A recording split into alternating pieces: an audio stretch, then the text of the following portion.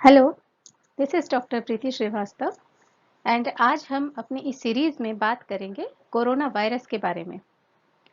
दिसंबर 2019 में चीन के वुहान प्रांत में अचानक से काफ़ी लोगों को निमोनिया की शिकायत हुई, अपर रेस्पिरेटरी ट्रैक इन्फेक्शंस की शिकायत हुई और वे ऐसे वाले लोग बहुत संख्या में थे। जब इसकी खोजबीन हुई तो पाया गया कि इस संक्रमण या इन्फेक्शन का कारण कोरोना वायरस है। इसे बाद में कोविड-19 नाम दिया गया और ये इस महामारी की तरह चीन से लेकर सारे देशों में, दुनिया के अन्य देशों में इस प्रकार फैलने लगा कि 30 जनवरी 2020 को डब्ल्यूएचओ अर्थात विश्व स्वास्थ्य संगठन ने इसे पब्लिक हेल्थ इमरजेंसी डिक्लेयर कर दिया।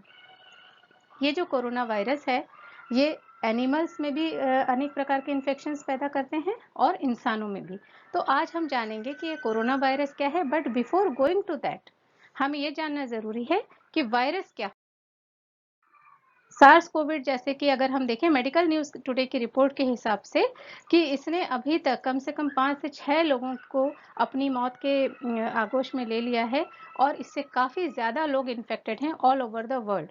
और हमारा जो है हिंदुस्तान, वो भी इस मामले में पीछे नहीं है, जबकि हम काफ़ी एहतियात इसके लिए बरत रहे हैं। हमारे ढेर सारे साइंटिस्ट हैं, डॉक्टर्स हैं, लगातार इसकी वैक्सीन बनाने में जुटे हुए हैं, अलग अलग तरीके के ट्रीटमेंट्स कर रहे हैं और जो डॉक्टर्स हैं वो तो बिल्कुल देवतुल्य इस प्रकार से लोगों की, मरीजों की सेवा में और किस प्रकार इस महामारी को कम किया जा सके, इसका इन्फेक्शन कम किया जा सके या जो इससे ग्रसित लोग हैं उनके किस प्रकार देख रेख की जाए, उसमें जुटे हुए हैं।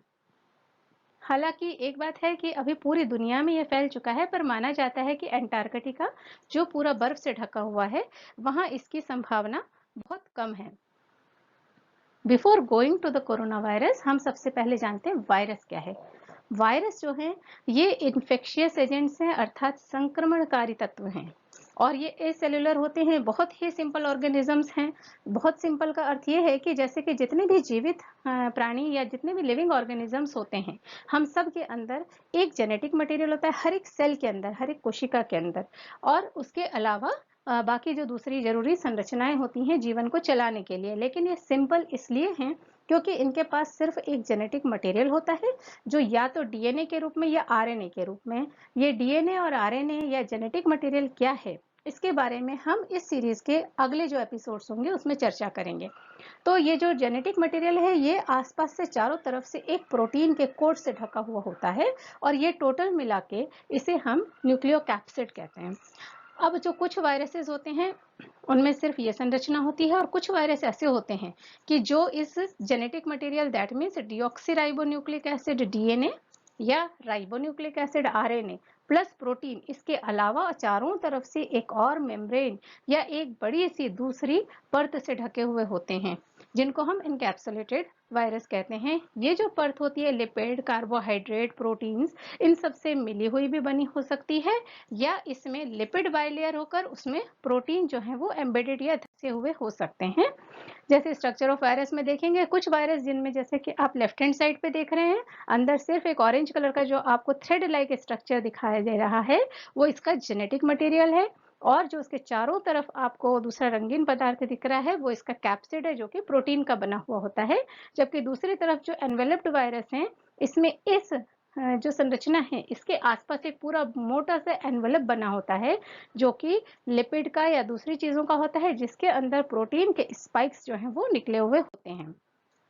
अलग अलग प्रकार के वायरस का अलग अलग शेप है, आकार है और बहुत सारी अलग अलग संरचनाएं, बट बेसिक संरचना में यही है कि एक इनका जेनेटिक मटेरियल और एक इनका प्रोटीन कोट होता है। इसके अलावा कई में ये एक और ऊपर से अलग से एक और संरचना होती है जिसे हम एनवेलप कहते हैं, उससे भी ये ढके हुए हो सकते हैं। अब ये वायरस का लाइफ साइकिल क्या है, ये किस तरीके से हमको इन्फेक्ट करता है, हमको या किसी भी होस्ट को।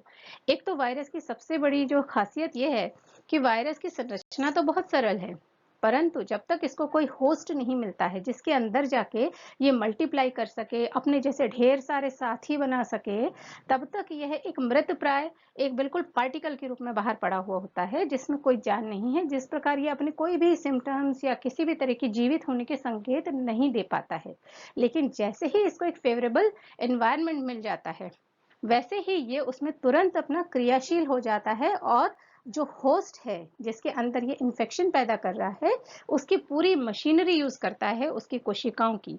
उसकी मशीनरी मतलब हमारे अंदर है प्रोटीन बनाने की मशीनरी।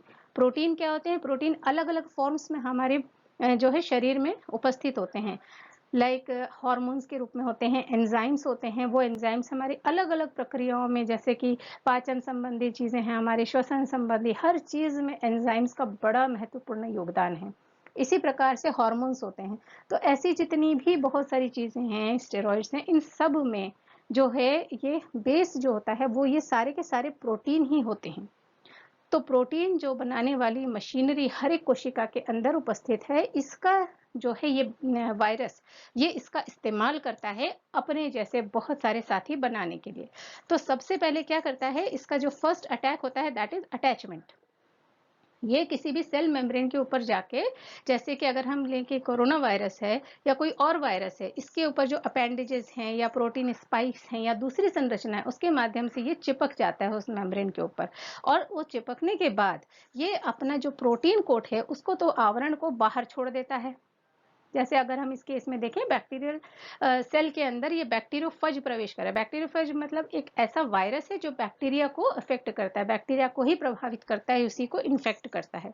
तो अब ये क्या कर रहा है, स्टेप 1 में आप देखेंगे कि अटैच हो गया है ये उसके ऊपर, मेम्ब्रेन के ऊपर।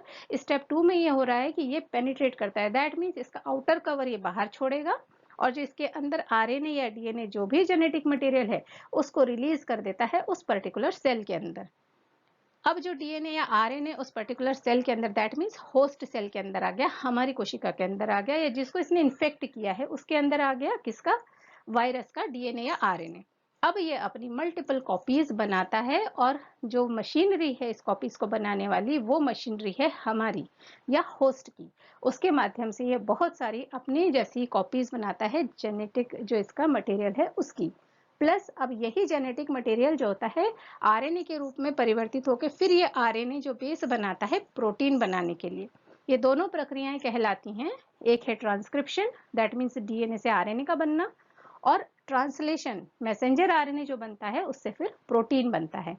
तो ये दोनों काम, ये जो पर्टिकुलर हमारा जो वायरस का डीएनए या आरएनए अंदर जा रहा है, ये हमारी मशीनरी को यूटिलाइज करके अपने जेनेटिक जो इसका मटेरियल है उसकी भी ढेर सारी कॉपीज बनाता है, और जो इसका प्रोटीन कोट है उसकी भी बहुत सारी कॉपीज बना लेता है। And as you can see in step 4, now we are having a number of protein codes and a number of genetic material, है ना, number of strands of RNA और डीएनए। नेक्स्ट स्टेप में क्या करता है, इनको असेंबल करता है, मीन्स जो इसकी संरचना थी वापस से बनाता है। सेंट्रल में इसका जेनेटिक मटेरियल आएगा, ऊपर से ये प्रोटीन का आवरण ओढ़ लेता है, प्रोटीन कोट अपना पूरा तैयार कर लेता है, और अब ये जो होस्ट सेल है इसके अंदर ढेर सारे वायरन्स तैयार हो जाते हैं। वायरन्स मीन्स पूरे के पूरे नए बने हुए वायरस के different different particles. Now they are ready to be released. अब ये इस सेल से बाहर निकलते हैं। दो प्रक्रिया होती हैं, उनमें से किसी भी के द्वारा निकल सकते हैं, या तो सेल फट सकती है, या दूसरी है जिसमें हमारे सेल मेम्ब्रेन के ऊपर कुछ ऐसी संरचनाएं होती हैं जिसके माध्यम से ये बाहर निकल जाते हैं। तो अब ये वायरस बाहर निकल के दूसरी कोशिकाओं को, दूसरे सेल्स को संक्रमित करते हैं, या अगर जैसे इन केस ऑफ इन्फेक्शन अगर हम खांसते छींकते हैं तो उसके माध्यम से दूसरे लोगों तक ड्रॉपलेट्स के रूप में ये पहुंचते हैं और उनको प्रभावित करते हैं। अच्छा, आजकल आपने नाम सुना होगा वायरल लोड। तो वायरल लोड क्या होता है, कई बार डॉक्टर्स कहते हैं कि जैसे जो मरीजों के साथ काम कर रहे हैं, जो हमारे हेल्थ वर्कर्स हैं, जो हमारे डॉक्टर्स हैं, तो उनको कोरोना का संक्रमण ज्यादा हो रहा है, क्योंकि because they are having more viral load. That means virus की संख्या, जो वायरस हैं इतने सारे, जब ये बहुत ज्यादा मात्रा में उपस्थित होते हैं तो वायरल लोड बढ़ जाता है, और उसकी वजह से इन्फेक्शन का खतरा उतना ही ज्यादा होता है, उतना ही इंटेंसिटी से, उतनी तीव्रता से होता है। Now we come to corona virus. ये बेसिकली आरएनए वायरसेस की एक बहुत बड़ी फैमिली है, उसका एक पार्ट है, उसका एक स्ट्रेन है। कोरोना वायरस एक टाइप है, और ये जो कोरोना वायरस हैं ये मैमल्स में और बर्ड्स में, या हम कह लें एनिमल्स में और मैन में, इनमें अलग अलग तरीके की डिजीजेस कॉज करते हैं, जो कि ज्यादातर हमारे रेस्पिरेटरी ट्रैक या श्वसन संबंधी चीजों से रिलेटेड होती हैं ये डिजीजेस। इन्हीं में से जो कुछ वायरस हैं इस आरएनए वायरसेस की फैमिली में से, ये जो हैं इनमें से कुछ तो माइल्ड सिम्टम्स पैदा कर सकते हैं ह्यूमन में, जैसे कॉमन कोल्ड, और कुछ जो होते हैं बड़े सीवियर और लीथल वेराइटीज होती हैं जो बड़े सीवियर सिम्टम्स पैदा करती हैं। जैसा हमने सुना था पिछले कुछ सालों में सार्स था, सार्स SARS को, that means severe acute respiratory syndrome इनके द्वारा फैला हुआ था। उसके अलावा थे MERS, मर्स को, जो मिडिल ईस्ट रेस्पिरेटरी सिंड्रोम के नाम से जाना जाता था। और अब इनका तीसरा जो आया है महामारी के रूप में, दैट इज SARS-CoV-2 और कोविड-19। कोरोना वायरस का नाम कोरोना क्यों पड़ा? क्योंकि क्या होता है, जितने भी बैक्टीरिया, वायरस या जितने भी माइक्रोस्कोपिक ऑर्गेनिजम्स हैं, ये सारे के सारे हम जो होते हैं, हम इनको इलेक्ट्रॉन माइक्रोस्कोप के अंदर या एक सूक्ष्म, जैसे हम कहते हैं सूक्ष्मदर्शी, नॉर्मल माइक्रोस्कोप के अंदर ही हम इनको देख पाते हैं। हम अपनी आंखों से इनको नहीं देख सकते हैं because they are very microscopic. तो जब इस कोरोना वायरस का अध्ययन किया गया इलेक्ट्रॉन माइक्रोस्कोप के अंदर में, तब ये देखा गया कि ये जैसे सूर्य की किरणें या सूर्य का कोरोना होता है उसकी तरीके से ये दिखाई दे रहा था। क्यों दिखाई दे रहा था? क्योंकि इसके सरफेस पे बहुत सारे प्रोटीन्स के स्पाइक्स निकले हुए हैं, गोल है या आकार में स्फेरिकल है, और उसके ऊपर बड़े स्पाइक्स निकले हुए हैं। उसकी वजह से ये सूर्य के कोरोना का एक जो है वो एक झलक दे रहा था, इसीलिए इसका नाम जो है वो कोरोना वायरस रखा गया। एक बात और भी है कि कोरोना वायरस जो है ये नए नहीं हैं, ये काफी सालों से, काफी ईसा पूर्व से, लगभग 8000 ईसा पूर्व से हमारे साथ में चल रहे हैं और अलग अलग तरीके की डिजीजेस कॉज करते रहे हैं। इनके अलग अलग स्ट्रेन्स, स्ट्रेन्स का मतलब इनकी वैरायटीज या अलग अलग तरीके की, जैसे हम स्पीशीज कहते हैं वो। अगर हम इसके वर्गीकरण की बात करें तो कुछ वायरसेस डीएनए होते हैं, जिनका जेनेटिक मटेरियल डीएनए होता है, they are called DNA viruses, और जिनका जेनेटिक मटेरियल आरएनए होता है वो आरएनए वायरसेस होते हैं।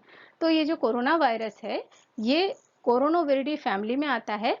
सिंगल स्ट्रैंड होता है इसके अंदर आरएनए का, और वो प्लस स्ट्रैंड होता है।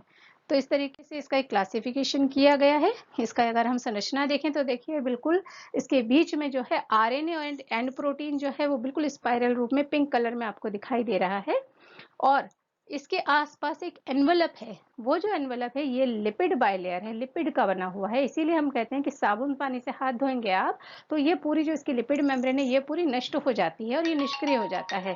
ये फिर हमारे लिए इसका कोई प्रभाव नहीं रहता है। तो इस प्रकार से ये जो है कोरोना वायरस का एक स्ट्रक्चर है। इसमें आप देख रहे हैं जो लिपिड बाइलेयर है इसमें स्पाइक्स के रूप में प्रोटीन मौजूद है। ये जो प्रोटीन है यही जो है हमारी सरफेस पे या जो होता है उस पर चिपक कर, उसके संपर्क में आते ही चिपक जाता है, और उसके बाद ये इसका जो आरएनए है वो हमारी मेम्ब्रेन या हम कहें सेल के अंदर प्रवेश करता है। इसमें अगेन हम एक बार स्ट्रक्चर देख सकते हैं कि ये रफली स्फेरिकल बॉडीज हैं जिसमें प्रोजेक्शंस निकले हुए हैं प्रोटीन के, और अंदर जो है न्यूक्लियोकैप्सिड है जो कि न्यूक्लियोकैप्सिड प्रोटीन्स और सिंगल स्ट्रैंडेड आरएनए का बना हुआ है। अब यहाँ हम एक शॉर्ट में ब्रीफ में इसका लाइफ साइकिल देख रहे हैं कि जैसे ही ये अफेक्ट करता है या हमारी मेम्ब्रेन के संपर्क में आ रहा है, हम सबसे ऊपर अगर देख रहे हैं इसको, तो जो इसके डिफरेंट वो जो प्रोटीन के स्पाइक्स निकले हुए हैं उससे अटैच होकर, और हमारी जो सेल है उसमें से एक प्रोटीन को क्लीव करने वाले प्रोटीज एंजाइम्स कुछ निकलते हैं, जिसके माध्यम से ये जो प्रोटीन के वो हैं वो गल जाते हैं, और अंदर से इसका जो आरएनए जो जेनेटिक मटेरियल है वो हमारी सेल के अंदर प्रवेश कर जाता है। हमारी कोशिका में अंदर आने के बाद ये जो इसका आरएनए है वो अलग अलग उनको टेक्निक्स का यूज करके पहले तो डीएनए टेम्पलेट बनाता है। डीएनए जो है वो फिर आरएनए में कन्वर्ट होके उसके माध्यम से प्रोटीन्स बनाता है, और हम देखते हैं कि ये अपने लिए एक तो अपने जेनेटिक मटेरियल की ढेर सारी कॉपीज इकट्ठी कर लेता है, उसी प्रकार अपने जो इसका प्रोटीन है उसकी भी ढेर सारी कॉपीज बना लेता है।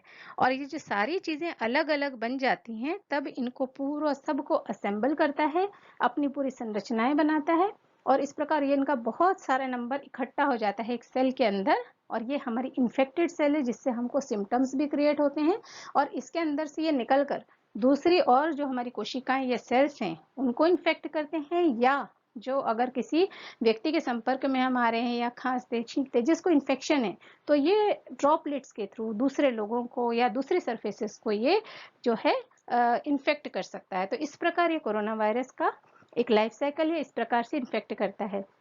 इस सीरीज के जो अगले एपिसोड्स होंगे हम उनमें बात करेंगे इम्यूनिटी की, ट्रीटमेंट की, वैक्सीन्स की, डिफरेंट जो हमारे डायग्नोस्टिक टेक्निक्स हम यूज़ कर रहे हैं नाउअडेज़, उनको हम एक सरल भाषा में देने का प्रयास करेंगे। Thank you.